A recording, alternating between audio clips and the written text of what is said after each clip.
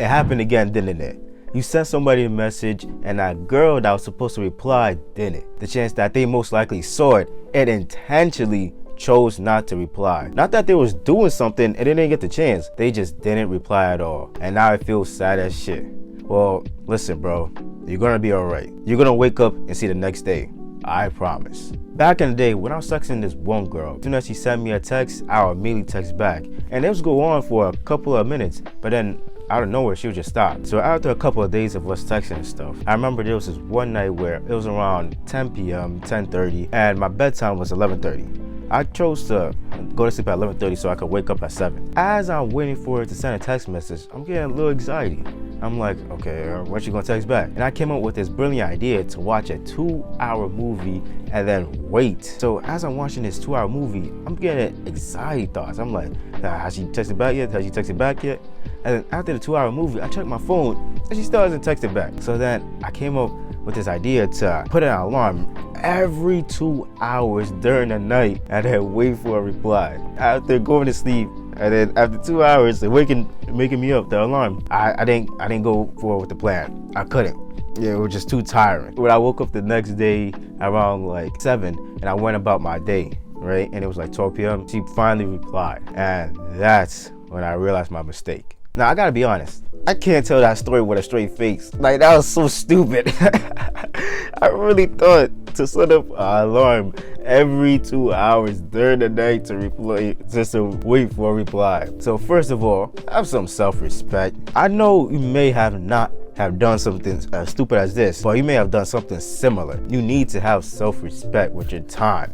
Your time matters more than anything else in this whole entire world. Be selfish. Be stingy with your time. If you make a commitment, like you say you're gonna be there at that certain time and you're not sick or anything, then obviously be there, right? You're allowing other people to alter your time. Of course she isn't going to want to talk to you. There's another man who is respecting their own time, going about their business, doing their own thing. Of course the woman is going to want to get in line with them because they're leading their life. Most women don't want to be leading the conversation and stuff. So that's why when you usually go ahead and approach a woman, you usually lead in the conversation because they're following your lead. They most likely want to do that instead. So of course they're not going to want to join you if you're following their lead. Have a goal that you are thriving for. If you don't have a goal that you're thriving for, then what you doing? Of course, women is gonna be on your top number one on your list if you have no goal, either to make money, to get muscles, or to achieve something great. If you don't have at least women in your, not even in your top 10 priorities, it's so easy for them to shoot to number one and then for you to start stressing, getting anxiety, getting all these certain thoughts. If they're in your, even in the top 10, you're gonna allow them for them to get into number one. And I could tell based on your experience because you just clicked on this video, right? And you have put them at number one, and look where that has gotten you. Yeah, you may have gotten some good feelings, you know, from the taxi bag, from hanging out with them, from the kissing and the intimacy, right? But you're gonna feel the negative emotions as soon as they do something that you don't want. It's important for them to not even be in your top 10 priorities as a man.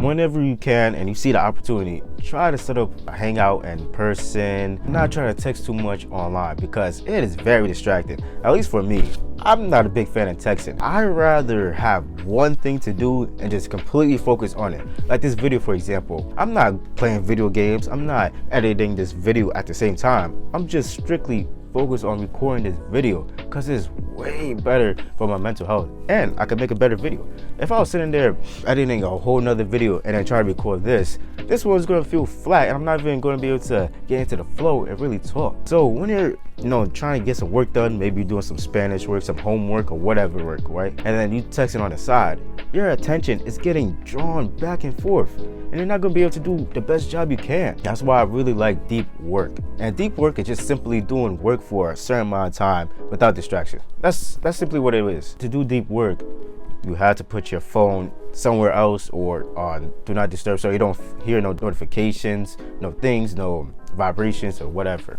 Yo, what's good? My name is Omizi, and I'm currently on a self-improvement journey. I'm just trying out a whole bunch of tactics to see if it works for me, and if they work for me, I'd like to share it on to you. Also, I have this community where we talk about social anxiety, social skills, and we talk about how to deal with them. Because usually when you talk to a whole nother person, you may feel a little bit anxiety, or a lot more anxiety, just based on your own comfort zone. So if you want to learn about how to combat that, go ahead and join in the top link in the description. Alright, with that being said, always remember, take it one step at a time, because you may never know where that one step may lead you.